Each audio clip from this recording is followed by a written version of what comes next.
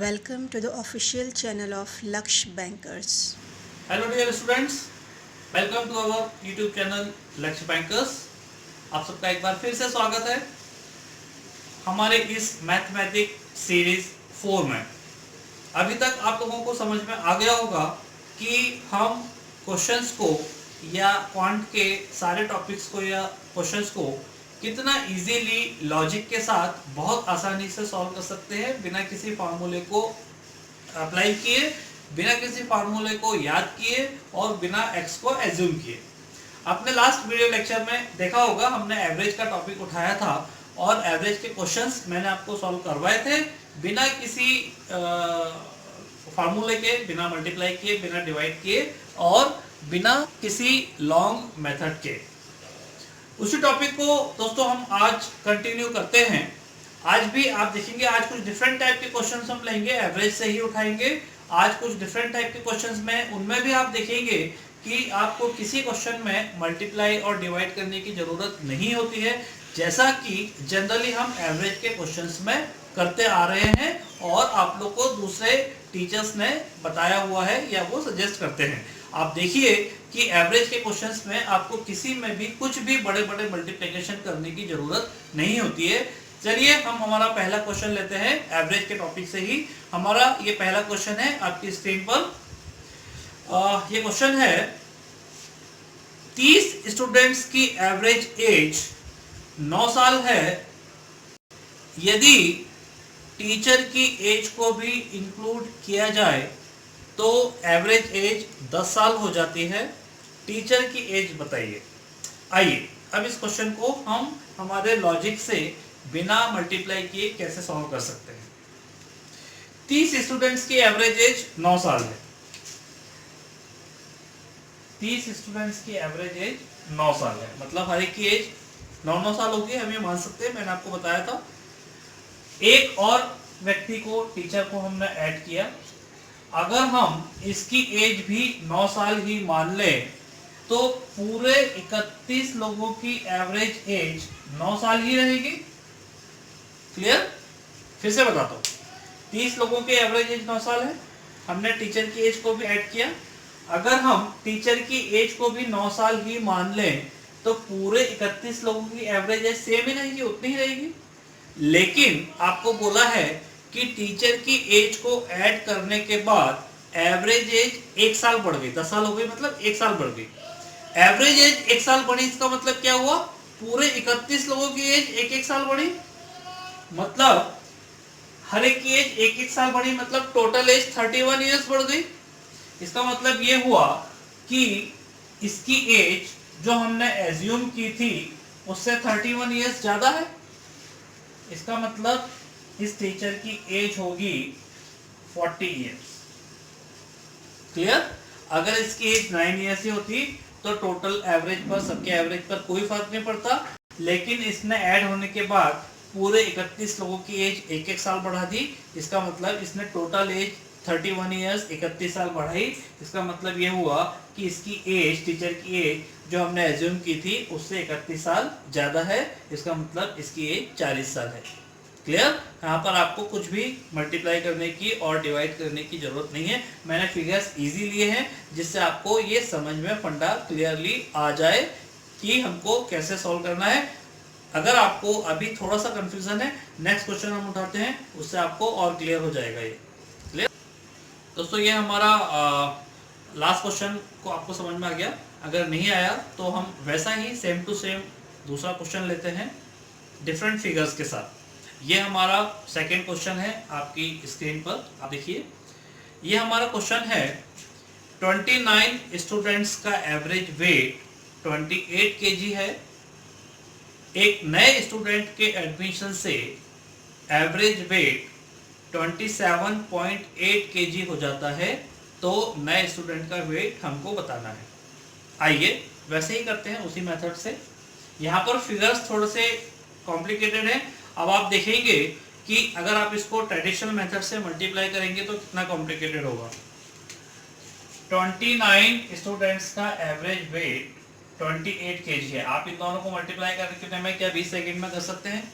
अगर कर भी सकते हैं तो नया एक और फिगर है हमारे पास एक नए स्टूडेंट को हमने ऐड किया, अगर हम इसका वेट भी 28 केजी ही मान लें तो पूरे 30 स्टूडेंट्स का एवरेज सेम ही रहता, कोई चेंज नहीं होता, ठीक है। लेकिन आपको बोला है कि इसने ऐड होने के बाद एवरेज वेट 27.8 कर दिया। 27.8 किया मींस 0.2 केजी कम कर दिया। एवरेज वेट 0.2 कम किया, इसका मतलब पूरे 30 लोगों का वेट 0.2 कम किया।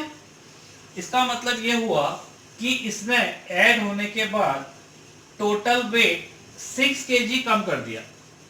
मतलब जो वेट हमने इसका एज्यूम किया था उससे इसका वेट 6 केजी कम है। सो इसका वेट है 22 केजी। Answer is 22 KG. इसको हम मेंटली भी कर सकते हैं, इतना सब लिखने की जरूरत नहीं है। इतना सब लिख रहा हूं मैं सिर्फ आपको समझाने के लिए, इसमें इतना भी लिखने की जरूरत नहीं। सिर्फ 5 सेकंड में हम इस क्वेश्चन को सॉल्व कर सकते हैं। लास्ट क्वेश्चन में क्या हुआ था, एज बढ़ी थी इसलिए हमने ऐड किया था, यहाँ पर वेट कम हो रहा है इसलिए हमने माइनस किया। अब आप सोचिए कि अगर आप इसको मेथड से करेंगे तो 30 इंटू 27.8 करना पड़ेगा। पहले आपको 29 इंटू 28 करना पड़ेगा, फिर 30 इंटू 27.8 करना पड़ेगा। क्या इतना सब करना पॉसिबल है 20 सेकेंड्स में? बिल्कुल नहीं। आप 5 सेकंड में बिना कुछ लिखे इस मेथड से इस क्वेश्चन को बहुत ही आसानी से सॉल्व कर सकते हैं विद इन 5 सेकेंड्स। तो ये मेथड आपके लिए एग्जाम में बहुत काम आने वाली है। आपको कुछ भी रटने की और याद करने की जरूरत नहीं है। क्लियर? तो देखा आपने दोस्तों कितनी आसानी से हम बिना मल्टीप्लाई किए क्वेश्चंस को सॉल्व कर सकते हैं एवरेज के। ऐसा ही एक क्वेश्चन और लेता हूं मैं आपको, जिससे आपके कॉन्सेप्ट और ज्यादा क्लियर हो जाएंगे। थोड़ा सा कॉम्प्लिकेटेड फिगर्स हैं, सेम क्वेश्चन है, फिगर्स डिफरेंट है। ऐसा ही एक और क्वेश्चन, ये क्वेश्चन आपकी स्क्रीन पर है आपके सामने।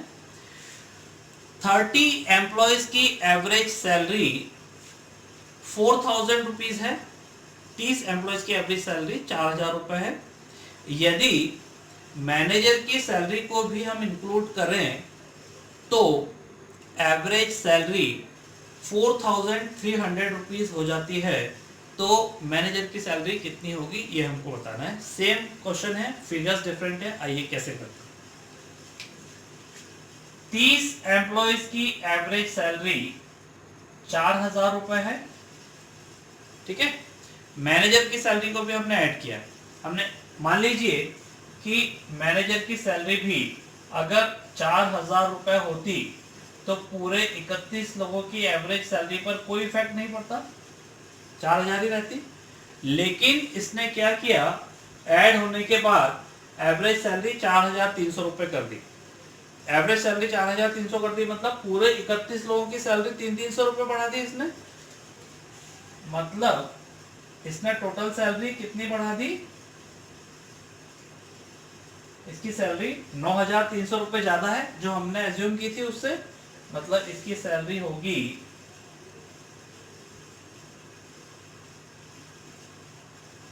13300 रुपए। आपको बस सिर्फ इतना सही कैलकुलेशन करना है।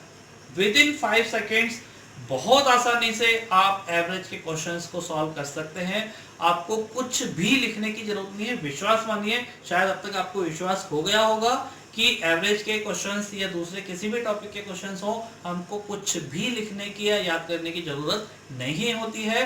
पढ़ने का तरीका, सीखने का तरीका, क्वांट को सॉल्व करने का तरीका थोड़ा सा चेंज करने की जरूरत है।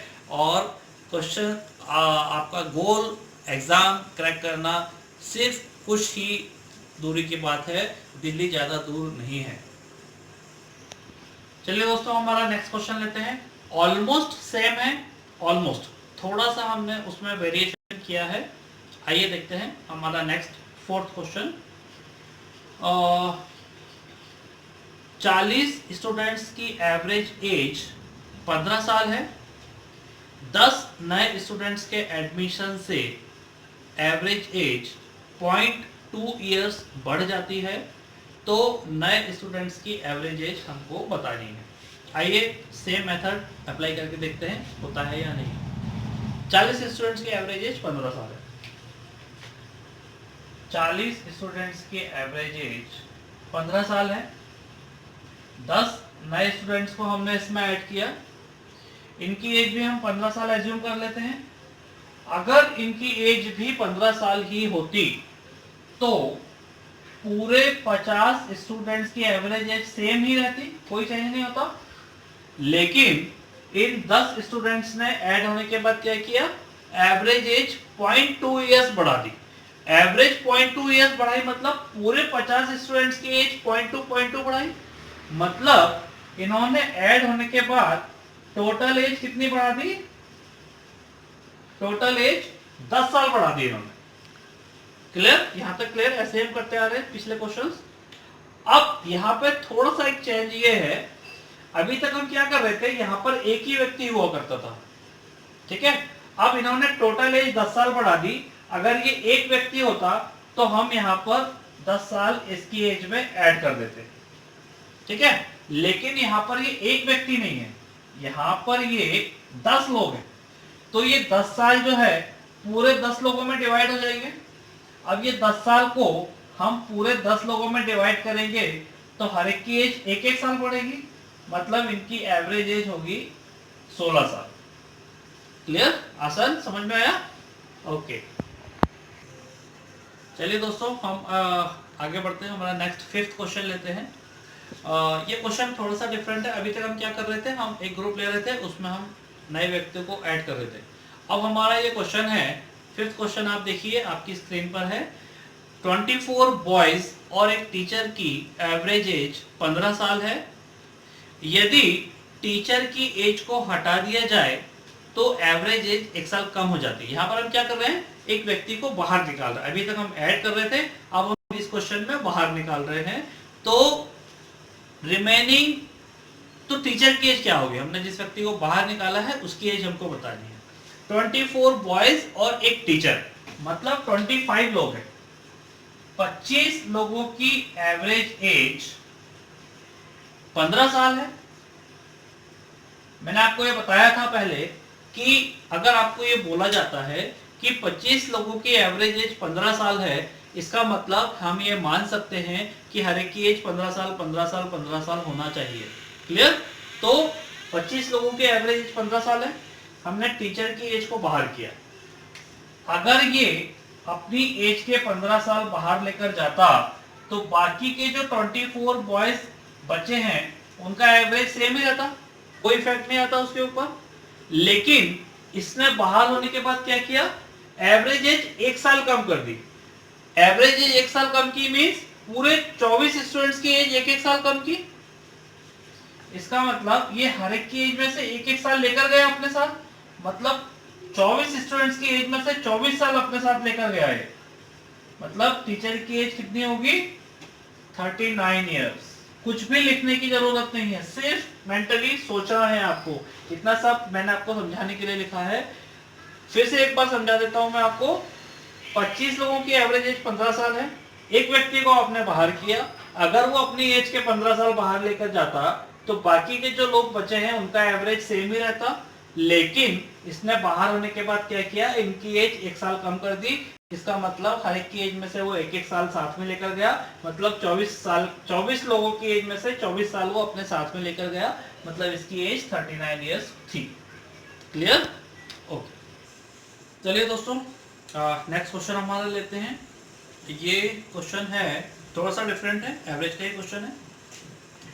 8 लोगों का एवरेज वेट 1.5 kg बढ़ जाता है जब 65 kg के एक व्यक्ति को एक अन्य व्यक्ति के साथ रिप्लेस किया जाता है। तो जो नया व्यक्ति है उसका वेट हमको बताना है। 8 लोग हैं, उनका एवरेज वेट 1.5 kg बढ़ जाता है जब 65 kg के एक व्यक्ति को एक अन्य व्यक्ति के साथ रिप्लेस किया जाता है। 8 लोग हैं, एक व्यक्ति को हमने बाहर किया, इसका वेट है 65 kg, ठीक है। इसकी जगह एक नया व्यक्ति आया। अब इसका वेट भी थोड़ा सा हम लॉजिकली सोचें, अगर इसका वेट भी 65 kg ही होता तो एवरेज पर कोई इफेक्ट नहीं आता। 65 बाहर गया, 65 अंदर आया, सेम ही रहता। लेकिन इस एक्सचेंज ने क्या किया कि एवरेज वेट 1.5 kg बढ़ा दिया। एवरेज 1.5 मतलब आठों व्यक्तियों का वेट 1.5 बढ़ाया, इसका मतलब इस व्यक्ति ने टोटल वेट कितना बढ़ा दिया, 12 किलो बढ़ा दिया। इसका मतलब ये हुआ कि जो व्यक्ति अंदर आया है उसका वेट जो बाहर गया है उससे 12 किलो ज्यादा है। इसका मतलब इस व्यक्ति का वेट होगा 77 केजी। ठीक है, आपको लगता है कि इस क्वेश्चन को सॉल्व करने के लिए कुछ भी लिखने की जरूरत है या कुछ भी मल्टीप्लाई करने की जरूरत है? नहीं, बहुत आसानी से 3 सेकंड में हम इस क्वेश्चन को पढ़ने के बाद मेंटली सॉल्व कर सकते हैं, बहुत ही आसानी से। ठीक है, चलिए दोस्तों नेक्स्ट क्वेश्चन लेते हैं हमारा। हम थोड़ा सा आपको लगेगा कि ये एक नया क्वेश्चन है। मैंने आपको पहले भी बोला होगा कि यहाँ पर मैं जो आपको क्वेश्चन करवा रहा हूँ उनकी लैंग्वेज बहुत सिंपल है। एग्जाम में जो क्वेश्चंस आएंगे उनकी लैंग्वेज थोड़ी सी टिपिकल होगी, लेकिन जब आप उन क्वेश्चंस को सिंप्लीफाई करके देखेंगे तो अल्टीमेटली वो ये सारे क्वेश्चंस ही होंगे सिंप्लीफाई करने के बाद। देखिए ये क्वेश्चन आपकी स्क्रीन पर। 3 साल पहले एक फैमिली के 5 मेंबर्स की एवरेज एज 17 साल थी। एक बेबी का जन्म हुआ और फैमिली की एवरेज एज आज भी वही है। बेबी की एज हमको बतानी है। ये क्वेश्चन हमने किया है पहले, अभी थोड़ी देर पहले। सोचिए, दिमाग पर जोर डालिए थोड़ा सा, क्या हमने इस टाइप का क्वेश्चन किया है पहले? नहीं? क्या ये नया क्वेश्चन है? अगर हम इसको सिंप्लीफाई करके देखें, मैंने आपको बोला है अगर आप सिंप्लीफाई करके देखेंगे तो सारे क्वेश्चन वही होंगे जो हम कर चुके हैं पहले। आइए करके देखते हैं।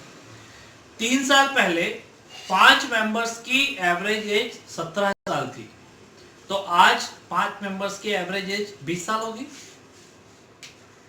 3 साल पहले 17 साल थी तो आज 20 साल होगी। Okay, clear? अब एक बेबी का जन्म हुआ, मतलब हमने एक और व्यक्ति को ऐड किया। एक और व्यक्ति को हमने ऐड किया। अब अगर इसकी एज हम 20 साल ही एज्यूम कर लें तो पूरे 6 लोगों का एवरेज वेट सेम ही रहेगा, 20 साल ही रहेगा। लेकिन इसने ऐड होने के बाद क्या किया, फैमिली की एवरेज एज आज भी वही है, मतलब इसने ऐड होने के बाद एवरेज एज उतनी ही कर दी, मतलब 17 साल कर दी। 17 साल कर दी मतलब हर व्यक्ति की एज इसने 3-3 साल कम कर दी। क्लियर? इसका मतलब इसने हर व्यक्ति 6 लोगों की एज, टोटल एज 18 साल कम कर दी। इसका मतलब यह हुआ कि इस व्यक्ति की एज जो हमने एज्यूम की थी उससे 18 साल कम है। Answer is 2 years. तो देखा आपने, जैसा कि मैंने आपको बताया था पहले भी कि अगर आप क्वेश्चन को सिंप्लीफाई करके देखेंगे तो सारे क्वेश्चन वही होंगे जो हम पहले से बहुत आसान लैंग्वेज में कर चुके हैं। एग्जाम में जो क्वेश्चंस आएंगे उनकी लैंग्वेज थोड़ी सी टिपिकल होगी, लेंथी क्वेश्चन होंगे, लेकिन आप उनको सिंप्लीफाई करके आपको देखना पड़ेगा। चलिए दोस्तों, ये नेक्स्ट क्वेश्चन है आपकी स्क्रीन पर। ये बिल्कुल डिफरेंट क्वेश्चन है, एवरेज का ही क्वेश्चन है, लेकिन बिल्कुल अलग है अभी तक हमने जो क्वेश्चन किए हैं उससे। एक क्लास की एवरेज एज 15.8 इयर्स है। बॉयज की एवरेज एज 16.4 इयर्स है और गर्ल्स की एवरेज एज 15.4 इयर्स है। तो बॉयज और गर्ल्स का रेशो बताना है। दोस्तों, आप लोगों ने शायद एलिगेशन और मिक्सचर टॉपिक किया होगा, उसमें एक एलिगेशन का मॉडल होता है। आपको एग्जाम्पल के लिए मैं एक एलिगेशन का मॉडल, एक दूसरा क्वेश्चन लेकर बताता हूँ। सपोज 2 टाइप के राइस को हमने मिक्स किया, एक की कॉस्ट है 100 रुपए किलो और दूसरे की कॉस्ट है 50 रुपए किलो। 2 टाइप के राइस को हमने मिक्स किया और मिक्स करने के बाद मिक्सचर की कॉस्ट होती है 70 रुपए किलो। तो क्वेश्चन ये है कि दोनों राइस को किस रेशो में मिक्स किया गया। हम एक तरफ बड़ी वैल्यू लिखते हैं, दूसरी तरफ छोटी वैल्यू लिखते हैं। हम इन दोनों को एक्सचेंज भी कर सकते हैं, एक तरफ इधर छोटी और उधर बड़ी वैल्यू भी लिख सकते हैं। बीच में हम मिड वैल्यू लिखते हैं या एवरेज वैल्यू लिखते हैं। बड़ी वैल्यू में से हम मिड वैल्यू को माइनस करते हैं और मिड वैल्यू में से हम छोटी वैल्यू को माइनस करते हैं। ये हमारा रेशो आ गया। 100 के नीचे 2 है, ये 100 वाली क्वांटिटी है, और 50 के नीचे 3 है, ये 50 वाली क्वांटिटी है। तो इन दोनों को 2 और 3 के रेशो में मिक्स किया गया। इसको हम बोलते हैं एलिगेशन का मॉडल। ये एलिगेशन का मॉडल है, इसको हम बहुत सारे क्वेश्चंस में और बहुत सारे टॉपिक्स में यूज कर सकते हैं। फॉर एग्जाम्पल, ये एक एवरेज का क्वेश्चन है, हम यहाँ पर भी इस एलिगेशन के मॉडल को यूज कर सकते हैं। कैसे? देखिए, हमारी दो वैल्यूज हैं। बॉयज की एवरेज एज 16.4 ईयर्स, गर्ल्स की एवरेज एज 15.4 ईयर्स, और दोनों को मिक्स कर दिया तो एवरेज एज हुई 15.8 ईयर्स। बॉयज की एवरेज एज 16.4 ईयर्स, गर्ल्स की एवरेज एज 15.4 ईयर्स, और इन दोनों को मिक्स किया तो पूरे क्लास की एवरेज एज 15.8 ईयर्स। बड़ी वैल्यू में से मिड वैल्यू को माइनस किया तो ये आया 0.6। मिड वैल्यू में से छोटी वैल्यू को माइनस किया तो ये आया 0.4। पॉइंट से पॉइंट कैंसिल किया, ये हमारा रेशो हो गया बॉयज और गर्ल्स का रेशो। बॉयज के नीचे 2 है, गर्ल्स के नीचे 3 है, बॉयज और गर्ल्स का रेशो। अगर आपसे गर्ल्स और बॉयज का रेशो पूछा जाता तो हमारा आंसर होता 3:2। फिर हम 15.4 को इधर लिखते और 16.4 को इधर लिखते। क्लियर? ये है एलिगेशन का मॉडल। हम इसको और भी बहुत सारे क्वेश्चंस में और टॉपिक्स में यूज कर सकते हैं। आगे वाले लेक्चर्स में आप दिखेंगे आने वाले। क्लियर दोस्तों? आपको समझ में आ गया? ये एलिगेशन का मॉडल है। इस टाइप का एक और क्वेश्चन में लेता हूं। ये नेक्स्ट क्वेश्चन आपकी स्क्रीन पर है, 9th नंबर का। Average monthly salary of the employees of a workshop. एक वर्कशॉप के एम्प्लॉयज की एवरेज सैलरी 8,000 रुपए है। 7 इंजीनियर्स की एवरेज सैलरी 12,000 रुपए है, और बाकी के एम्प्लॉयज की एवरेज सैलरी 6,000 रुपए है। तो टोटल नंबर ऑफ एम्प्लॉयज आपको बताना है। इंजीनियर्स की सैलरी 12,000, दूसरे एम्प्लॉयज की सैलरी 6,000, और दोनों को मिला दिया तो एवरेज सैलरी 8,000। एलिगेशन यूज कर सकते हैं। एक तरफ हमने लिखा बड़ी वैल्यू, दूसरी तरफ छोटी वैल्यू, और इन दोनों को मिला दिया तो एवरेज सैलरी हुई 8,000 रुपए। बड़ी वैल्यू में से हमने मिड वैल्यू माइनस की, और मिड वैल्यू में से हमने छोटी वैल्यू माइनस की। 1:2 का रेशो आया। 12,000 इंजीनियर्स की वैल्यू है 1, और दूसरे एम्प्लॉयज की वैल्यू है 2। आपको नंबर ऑफ इंजीनियर्स क्वेश्चन में दिया हुआ 7, 1 की वैल्यू 7 है, हमको 3 की वैल्यू बतानी है। 1 की वैल्यू 7 है तो 2 की वैल्यू 14 होगी, और टोटल एम्प्लॉयज कितने होंगे? 21। देखा आपने कि एलिगेशन के मॉडल को भी हम बहुत सारे क्वेश्चंस में यूज कर सकते हैं। तो देखा आपने दोस्तों एलिगेशन का मॉडल को कितने आसानी से हम इसको यूज करके बहुत सारे क्वेश्चंस को विद इन सेकेंड्स यूज कर सकते हैं। इसमें भी आपको कुछ भी रटने की और याद करने की जरूरत नहीं है। नेक्स्ट क्वेश्चन लेते हैं, ये आपकी स्क्रीन पर है। एक बैग में 10 व्हाइट और ब्लू बॉल्स हैं, टोटल बॉल्स 10 हैं, उसमें से कुछ व्हाइट है और कुछ ब्लू है। एवरेज प्राइस है उन बॉल्स की 28 रुपीज पर बॉल, 28 रुपए एवरेज प्राइस है। यदि रेड बॉल्स की एवरेज प्राइस 25 और व्हाइट बॉल की एवरेज प्राइस 30 रुपीज हुई है, तो नंबर ऑफ व्हाइट बॉल्स हमको बतानी है। ठीक है, व्हाइट बॉल्स की प्राइस बतानी है। रेड बॉल्स की प्राइस है 25, व्हाइट बॉल्स की प्राइस है 30, और इन दोनों को मिला दिया तो सारी बॉल्स की एवरेज प्राइस है 28। बड़ी वैल्यू में से मिड वैल्यू माइनस करेंगे, और मिड वैल्यू में से छोटी वैल्यू माइनस करेंगे।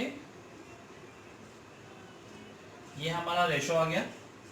टोटल बॉल्स 10 हैं, 10 को हम 2 और 3 के रेशो में डिवाइड करेंगे तो इनकी वैल्यू आएगी 4 और 6। हमें व्हाइट बॉल चाहिए, मतलब 30 वाली वैल्यू हमको चाहिए, तो हमारा आंसर होगा 6। आसान है दोस्तों, कितने आसानी से हम एलिगेशन का मॉडल को हर टाइप के क्वेश्चंस में यूज कर सकते हैं। अभी हम एवरेज कर रहे हैं, आप देखेंगे दूसरे टॉपिक्स एसआई में, सीआई में, इवन परसेंटेज में, रेशो प्रोपोर्शन में, काफी सारे टॉपिक्स में हम इस एलिगेशन के मॉडल को यूज कर सकते हैं, प्रॉफिट एंड लॉस में यूज कर सकते हैं। ठीक है, चलिए नेक्स्ट क्वेश्चन हम लेते हैं। ये थोड़ा सा डिफरेंट टाइप का क्वेश्चन है, आपकी स्क्रीन पर है क्वेश्चन नंबर 11।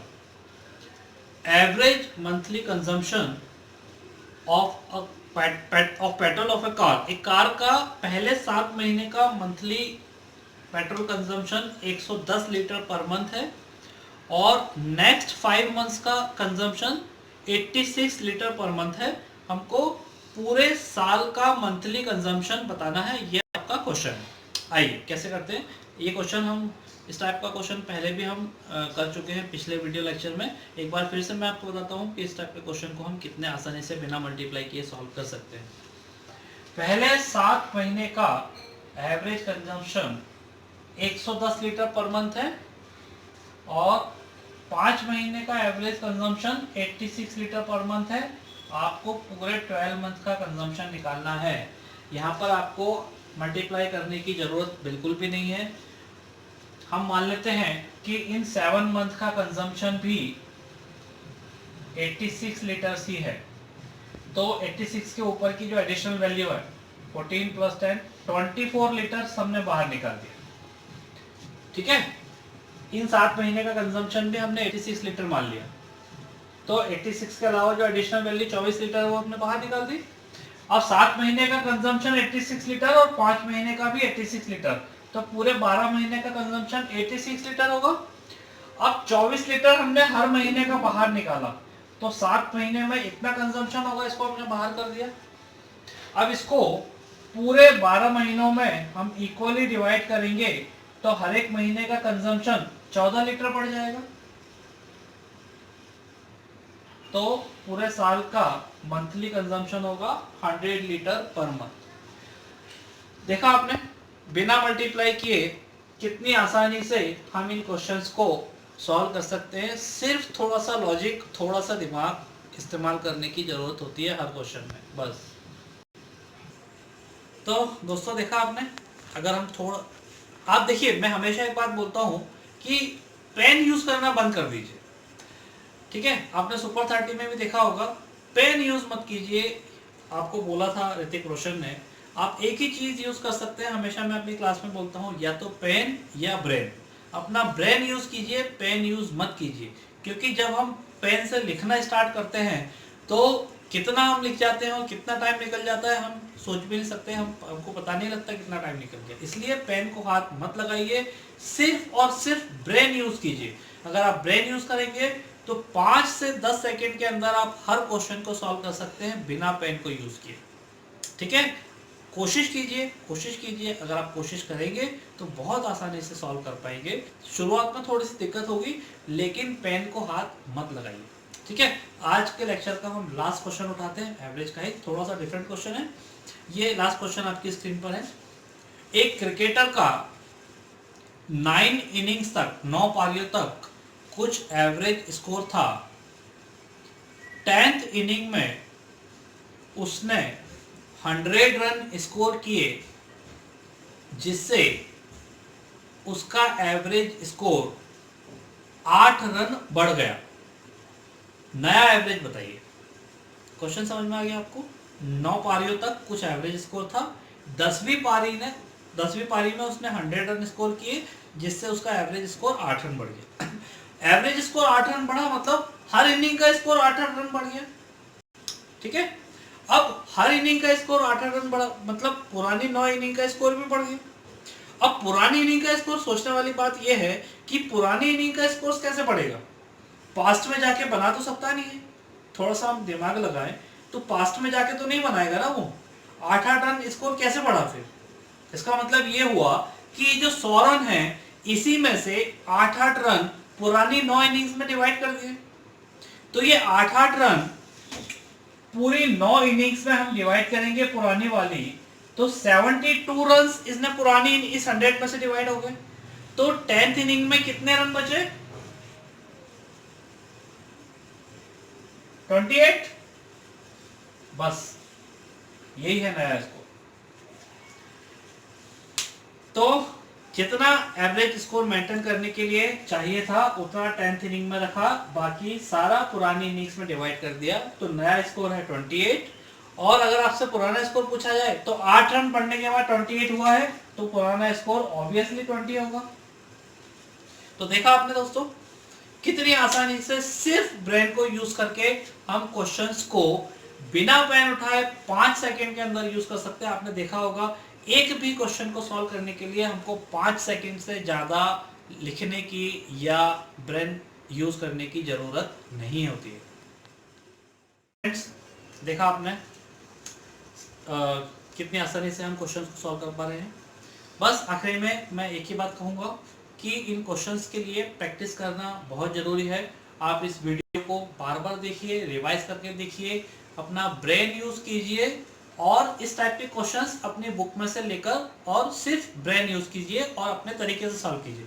क्वेश्चन में से आपको सिर्फ बुक में से आपको सिर्फ क्वेश्चंस लेना है, उसका सॉल्यूशन मत देखिए। किसी भी बुक में से आप ले रहे हो, बुक सिर्फ क्वेश्चन उठाइए और जो मैंने आपको मेथड बताई है अपना दिमाग यूज कीजिए और उस तरीके से क्वेश्चंस को सॉल्व करने की कोशिश कीजिए।